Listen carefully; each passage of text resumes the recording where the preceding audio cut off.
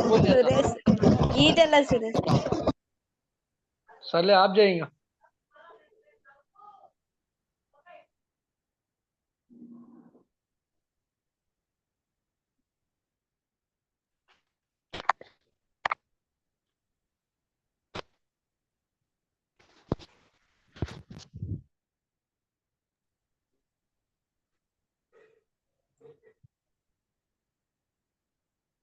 Good afternoon Naveen.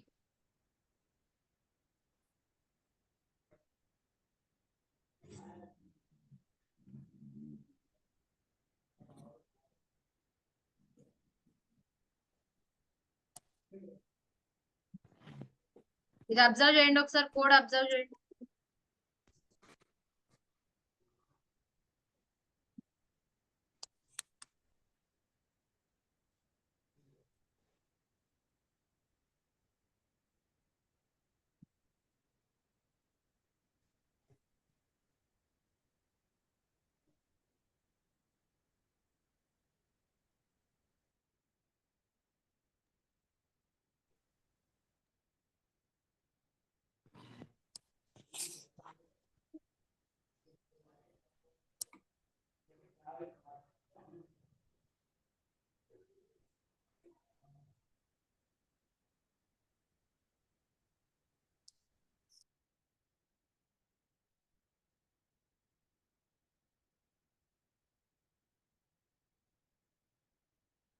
String అంటే idea ఉంది కదా? ఏంటి స్ట్రింగ్ అంటే ఏంటి? కలెక్షన్ ఆఫ్ క్యారెక్టర్స్ లేదంటే group of characters. Single character పెడితే దాన్ని క్యార్ డేటా టైప్ లో పెట్టాలి. కలెక్షన్ ఆఫ్ క్యారెక్టర్స్ అంటే స్ట్రింగ్ డేటా టైప్ తీసుకోవాలా? ఇప్పుడు నేమ్, రోల్ నెంబర్ అనేవి స్టాటికా నాన్ స్టాటికా? నాన్ స్టాటిక్ కదా. వీటిని ఎట్లా ప్రింట్ చేయాలా? నాన్ స్టాటిక్ వేరియబుల్స్ ని ఎట్లా ప్రింట్ చేస్తాం? ఆబ్జెక్ట్ క్రియేట్ చేసుకొని కదా. నార్మల్ జనరల్ ఆబ్జెక్ట్ మనం ఎట్లా చేస్తాం? న్యూ ఇది. నిన్న దీన్ని వేరే దాంట్లో స్టోర్ చేయాలని చూపించా కదా, అవునా? అంతేనా?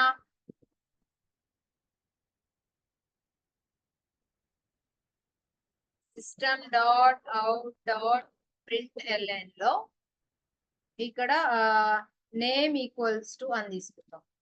Name colon space.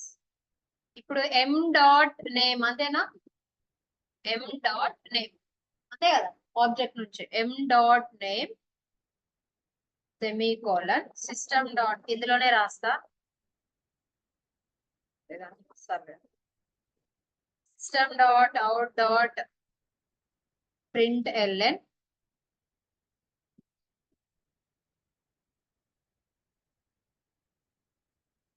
ఈ ముందుకు రండి, ఎవరు కూర్చోలేడు. ఇదంతా కవర్ చేసి కూర్చోమన్నా కదా.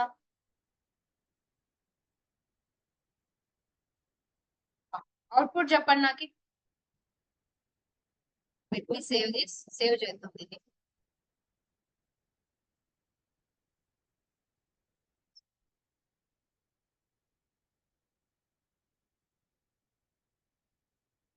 చెప్పండి, అవుట్పుట్ చెప్పండి చాలు.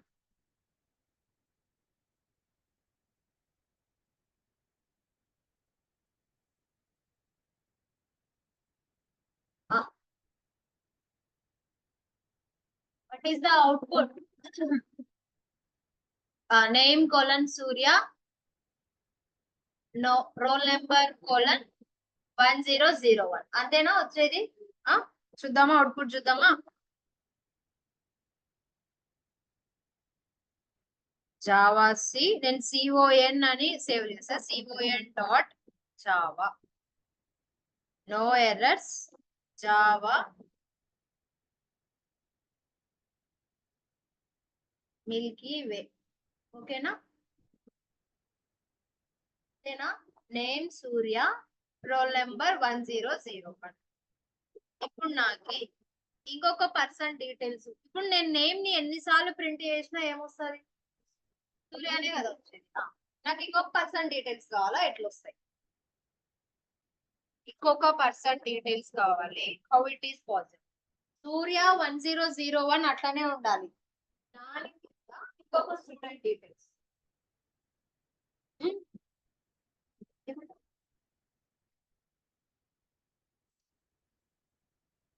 సూర్య వెళ్ళిపోకూడదు. ఇప్పుడు ఇంకొక స్టూడెంట్ డీటెయిల్స్ అంటే సూర్య ప్లేస్ లో ఇంకొక నేమ్ పెట్టచ్చు. కానీ సూర్య వస్తుందా? రాదు. పెట్టిన డీటెయిల్ పర్సన్ కాదు. ఏదైతే నేమ్ రీనేమ్ చేస్తామో అదే వస్తుంది. సూర్య అట్లనే ఉండాలి. ఇంకొక స్టూడెంట్ డీటెయిల్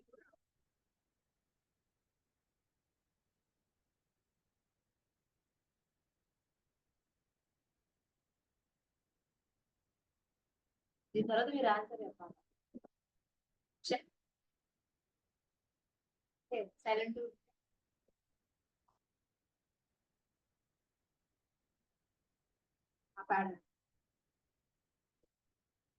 రీఇనిషియలైజ్ చేయొచ్చా? రీఇనిషియలైజ్ చేయొచ్చు కదా. సూర్యతో ఇప్పుడు ఇంకొక నేమ్ ని రీఇనిషియలైజ్ చేస్తే వేరే పర్సన్ డీటెయిల్స్ వస్తాయి. అంతేనా? ఇంటి ఏ ఈక్వల్స్ టు 20, మళ్ళీ ఏ ఈక్వల్స్ టు 40 రీఇనిషియలైజ్. మళ్ళీ ప్రింట్ చేస్తే 40 వస్తుంది కానీ 20 రాదు. 20 ముందే ప్రింట్ చేసేసుకుంటే 20 కూడా వస్తుంది. అంతేనా? రీఇనిషియలైజ్ చేయొచ్చు. రీఇనిషియలైజ్ అంటే ఏంటి? m dot name equals to వేరే నేమ్, సపోజ్ స్మిత్ అనుకో. మళ్ళీ next m dot role number equals to వేరే రోల్ నెంబర్. అంతేనా? ఇప్పుడు ఇవే లైన్స్ మళ్ళీ ప్రింట్ చేసుకుంటే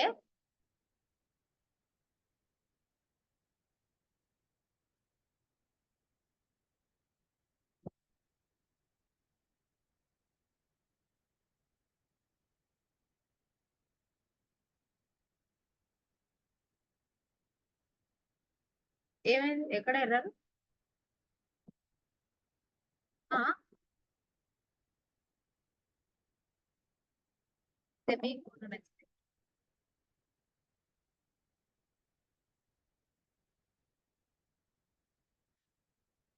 ఎక్కడ ఎక్కడ? సారీ.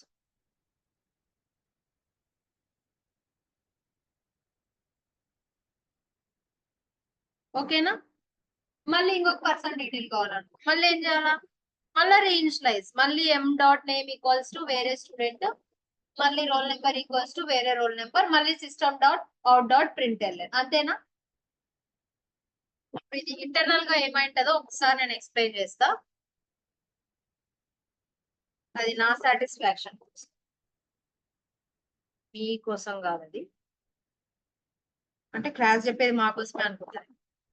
అది ఓకే, కానీ యాక్చువల్లీ ఇది అవసరం లే, ఇట్లా ఇది చెప్పడం అవసరం లే, కానీ నా మెంటాలిటీ చెప్పడం అనేది. String name equals to first Surya రాసుకున్నాం, అవునా? మళ్ళీ int roll number equals to something roll number కదా. మెయిన్ మెథడ్ లో నేనేం రాసిన?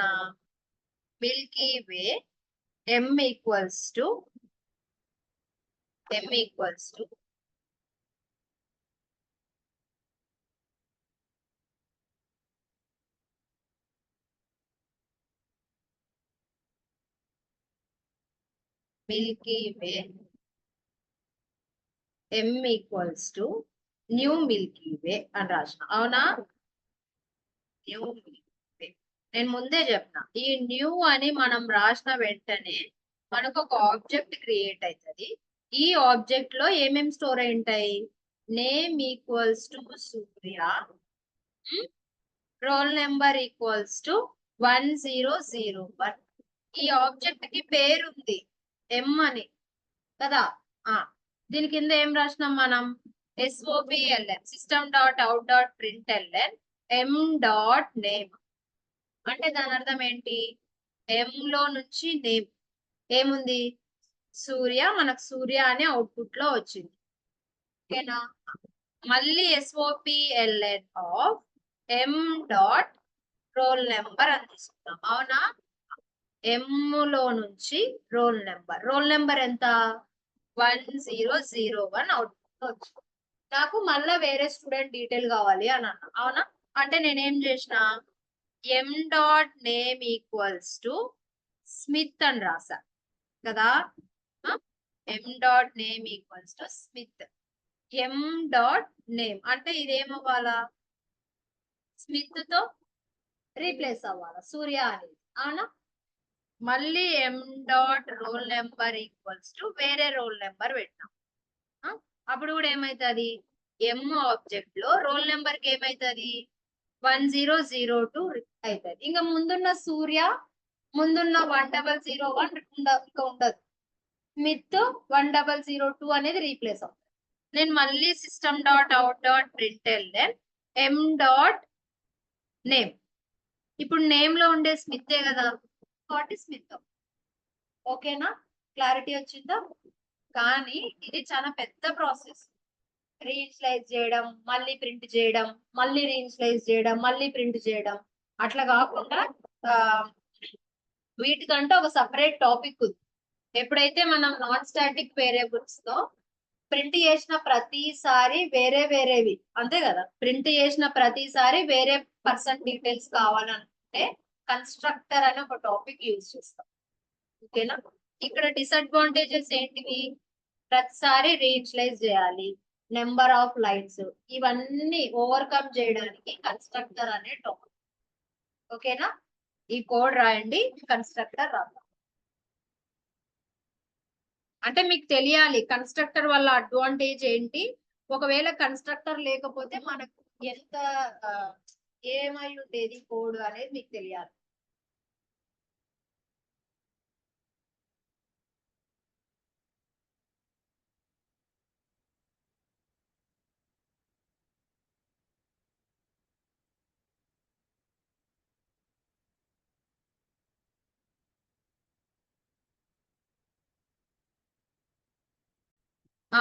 బ్రాకెట్స్ లోపల డేటా టైప్స్ ఉంటాయి, అవునా. నాన్ పారామీటరైజ్డ్ అంటే ఏముండవు, ఎంటీ బ్రాకెట్స్ ఉంటాయి, ఎంటీ పారామీటర్ కదా.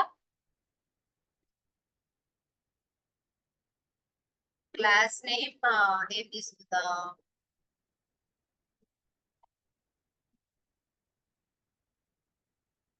క్లాస్ నేమ్ వచ్చేసి యూజర్ నాన్ పారామీటరైజ్డ్ కన్స్ట్రక్టర్. మరి పెద్ద ఉందా, పర్లేదు.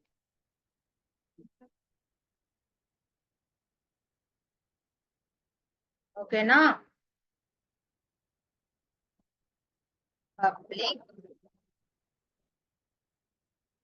Public static void suppose wish method అని.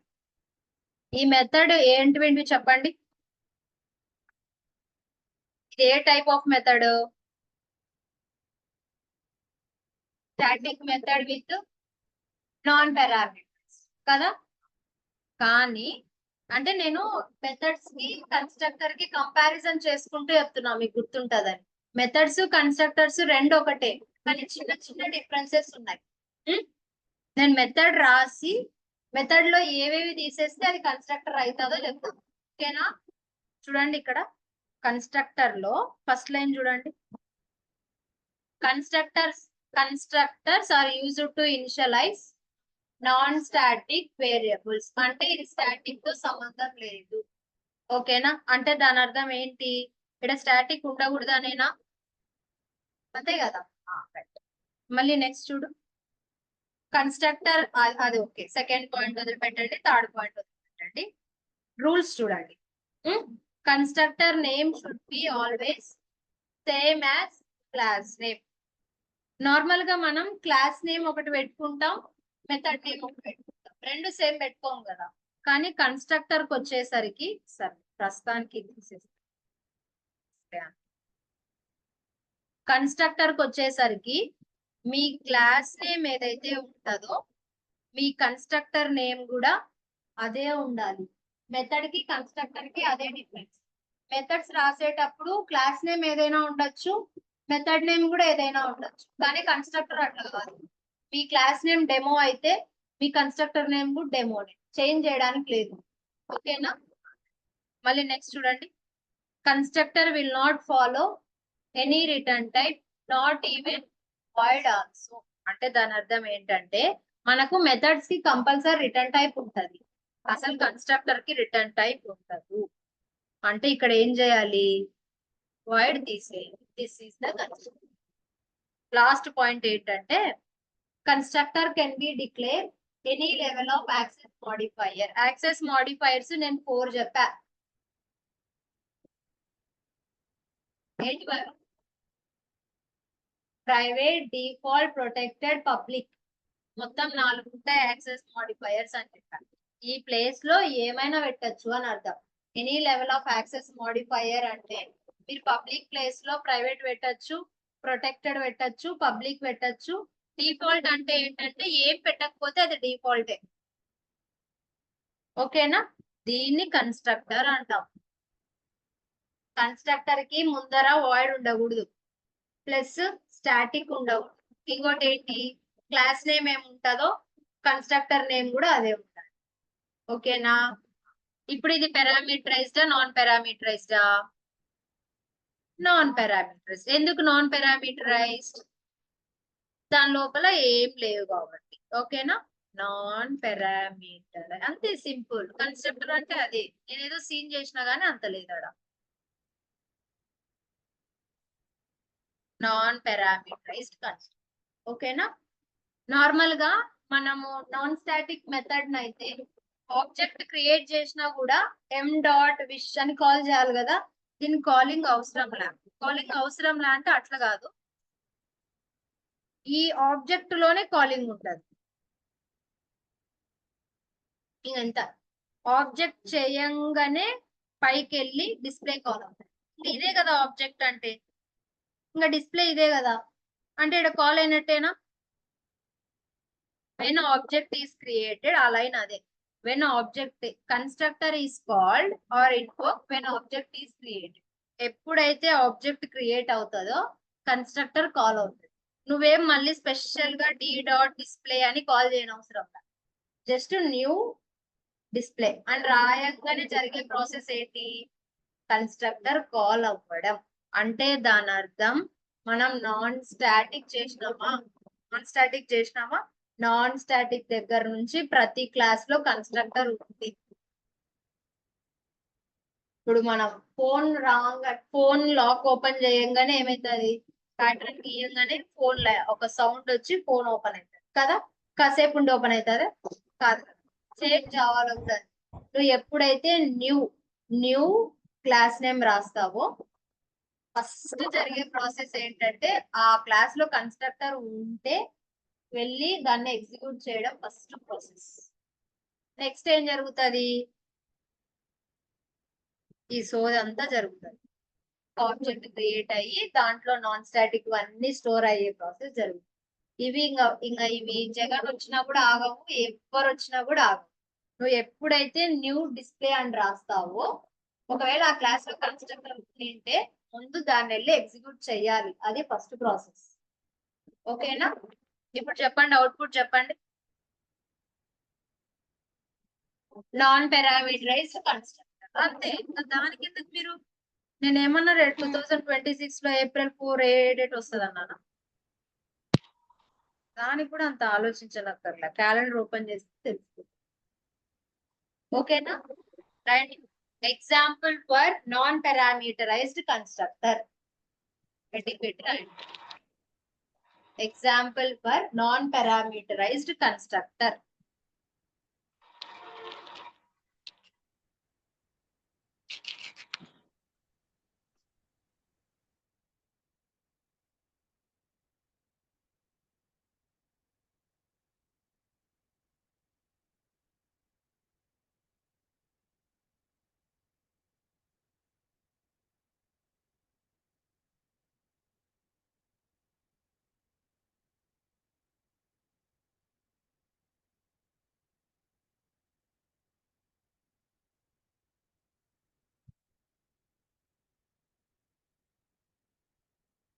ఏం చేస్తున్నావు రామయ్య,